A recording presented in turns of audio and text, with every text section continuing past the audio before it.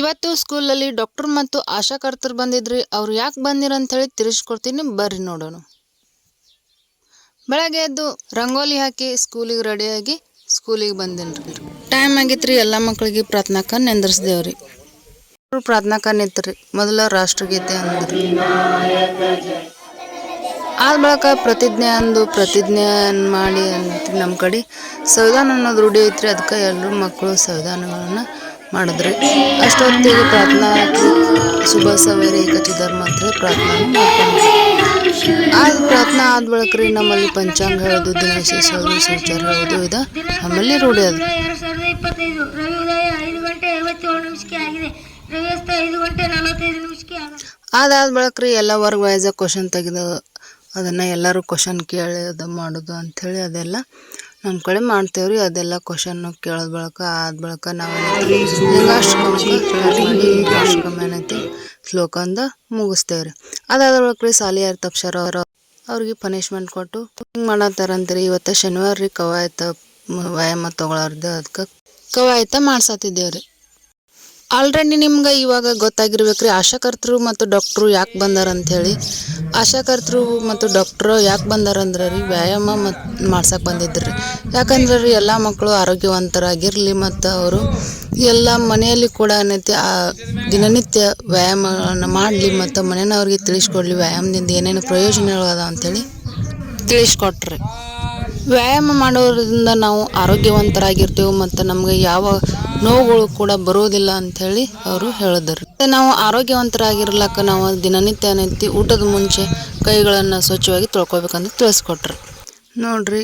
ಇನ್ನು ಎಲ್ಲರೂ ಏನೈತಿ ಅವ್ರ ಆಶಾಕರ್ತರು ಮತ್ತು ಮೇಡಮ್ ಸರು ಎಲ್ಲ ಹೇಳಿದ ಪ್ರಕಾರನೇ ಎಲ್ಲ ಮಕ್ಕಳು ಮಾಡತ್ತಾರೆ. ಕುಳಿತುಕೊಂಡು ಮಾಡುವಂಥ ವ್ಯಾಯಾಮ ಎಲ್ಲರೂ ರೆಡಿ ಆದ್ರಿ. ಕುಳಿತುಕೊಂಡು ಮಾಡುವಂಥ ವ್ಯಾಯಾಮಗಳು ಯಾವ ರೀತಿ ಇರ್ತಾವೆ ಮತ್ತು ಅದ್ರ ಬಗ್ಗೆ ಏನೇನು ಉಪಯೋಗಗಳದಾವ ಅಂಥೇಳಿ ಕೂಡ ಅವರು ತಿಳಿಸ್ಕೊಟ್ಟಿದ್ರು ನೋಡ್ರಿ. ಮಕ್ಕಳೆಲ್ಲ ಆಶಾಕರ್ತರು ಮತ್ತು ಸರ್ ಹೇಳಿದಾಗ ಯಾವ ರೀತಿ ಮಾಡತ್ತಾರ ಅಂಥೇಳಿ ನೋಡ್ರಿ. ಎಲ್ಲ ಮಕ್ಕಳು ಚೆನ್ನಾಗಿ ಮಾಡತ್ತಾರ್ರಿ. ಇದು ನೋಡ್ರಿ ವ್ಯಾಯಾಮ ಯಾವ ರೀತಿ ಅದಂತೇಳಿ ನಿಮ್ಗೆ ಗೊತ್ತಾಗಿರ್ಬೇಕ್ರಿ. ಇದು ಬಟರ್ಫ್ಲೈ ವ್ಯಾಯಾಮ ರೀ. ನೋಡ್ರಿ ಯಾವ ರೀತಿ ಮಾಡ್ತಿದ್ದಾರೆ ನೋಡ್ರಿ. ಬಟರ್ಫ್ಲೈ ಯಾವ ರೀತಿ ಅದರ ರೆಕ್ಕೆಗಳನ್ನು ಮಾಡ್ತೈತಿ ಅದೇ ರೀತಿ ಇದು ವ್ಯಾಯಾಮ ಕೂಡ ಆದ್ರಿ. ಇದೆಲ್ಲ ಆದ ಬಳಿಕ ವ್ಯಾಯಾಮ ಆದ ಬಳಿಕ ಮಕ್ಕಳೆಲ್ಲ ವಿಸರ್ಜನೆ ಮಾಡಿ ಸ್ಕೂಲೊಳಗೆ ಬಿಟ್ಟೇವ್ರಿ. ಅದೆಲ್ಲ ಮುಗಿಸ್ಕೊಂಡು ನಾನು ಏನಂತ ಸ್ಕೂಲ್ದಾಗ ಬಂದರಿ. ಎಲ್ಲರೂ ಗುಡ್ ಮಾರ್ನಿಂಗ್ ಹೇಳಿದ್ರಿ. ನಾನು ಕೂಡ ಅವ್ರಿಗೆ ಮಾರ್ನಿಂಗ್ ಹೇಳಿ ಎಲ್ಲರಿಗೂ ಕೂಡಿಸ್ಬಿಟ್ಟಿದ್ದೆ. ಅದಾದ ಬಳಿಕ ದಿನನಿತ್ಯದಂತೆ ಏನೈತಿ ಅವ್ರಿಗೆ ಓದಿಸೋದು ಮತ್ತು ಎಬಿಸಿಡಿ ಓದಿಸೋದು, ಒಂದೇ ಓದಿಸೋದು ಎಲ್ಲ ಮಕ್ಕಳಿಗೆ ಮಾಡ್ತಿದ್ದಾರೆ ನೋಡ್ರಿ. ಯಾವ ರೀತಿ ಇವ್ರು ಒಂದು 3 ಜನ ಏನೈತ್ರಿ ಅವ್ರು ಮಾತಾಡತ್ತಿದ್ರಿ. ಅವ್ರ ಕಿವಿ ಬಾಯಿ ಮತ್ತು ಕಣ್ಣನ್ನು ಹಿಡಿಸಿ ನಿಂದ್ರಸಾಕ ಹಚ್ಚಿದ್ದೆ. ಅಷ್ಟರೊಳಗೆ ಊಟ ಟೈಮ್ ಆಗೈತ್ರಿ. ಅನ್ನ ಕುದ್ದೈತ್ರಿ. ಈ ಕಡೆ ಗಂಟೆ ಹೊಡ್ಲಕ್ಕ ಹಚ್ಚಿದವ್ರಿಗೆ 1 ಗಂಟೆ ಹೊಡೆದು ಎಲ್ಲ ಮಕ್ಳು ಏನೈತ್ರಿ ಎಲ್ಲಿ ಸಾಲಾಗಿ ಬಂದು ಚಿಕ್ಕ ಮಕ್ಳಿಗೆ ಮೊದಲು ಹಾಕ್ತೇವ್ರಿ. ಯಾಕಂದ್ರೆ ಅವರು ಹಸ್ದಿರ್ತಾರಂತೇಳಿ ಅವ್ರಿಗೆ ಕಾಕುಗಳು ಏನೈತಿ ಹಾಕ್ಕೊಡತ್ತಾರ್ರಿ. ಎಲ್ಲ ಮಕ್ಳಿಗೆ ಏನೈತಿ ಒಬ್ಬೊಬ್ಬರಾಗಿ ಅವ್ರವ್ರ ಡಬ್ಬೆ ಒಳಗೆ ಹಾಕ್ಕೊಂಡು ಅಲ್ಲಿ ಸ್ಕೂಲ್ ಹತ್ರ ಹೋಗಿ ಕೂತು ಊಟ ಮಾಡ್ತಾರೆ. ಇವರು ಚಿಕ್ಕ ಮಕ್ಕಳು ಎಲ್ಲರೂ ಆಗೋಣ ಏನೈತಿ ದೊಡ್ಡವರು 7th 5th 7th ಕ್ಲಾಸ್ದವರು ಬರ್ತಾರೆ. ಆಮ್ಯಾಗ ಇವರೆಲ್ಲರೂ ಏನೈತಿ ಹಾಕ್ಕೊಳತ್ತಾರ್ರಿ. ಈಗ ನೋಡ್ರಿ ಯಾವ ರೀತಿ ಹಾಕೋತಿದ್ದಾರೆ ಅಂಥೇಳಿ. ಅದಾದ ಬಳಿಕ ದೊಡ್ಡವರು ಬರತ್ತಿದ್ರಿ ನೋಡ್ರಿ. ಇಲ್ಲಿ ಬರತ್ತಾರು ಒಬ್ಬೊಬ್ರು ನೋಡ್ರಿ. ಇಲ್ಲಿ ಕಲ್ಲಾಪ್ ಬಂದ್ರೆ ಮತ್ತು ನಾವು ವಿಡಿಯೋ ಮಾಡೋಣ ಮುಖ ತೋರಿಸ್ಲಾರ್ದೆ ಹಂಗೆ ಹೋಗಿಬಿಡ್ತಾನೆ. ನಾವು ಕೂಡ ನಾಷ್ಟ ಮಾಡ್ಕೊಂಡು ಹೊರಗೆ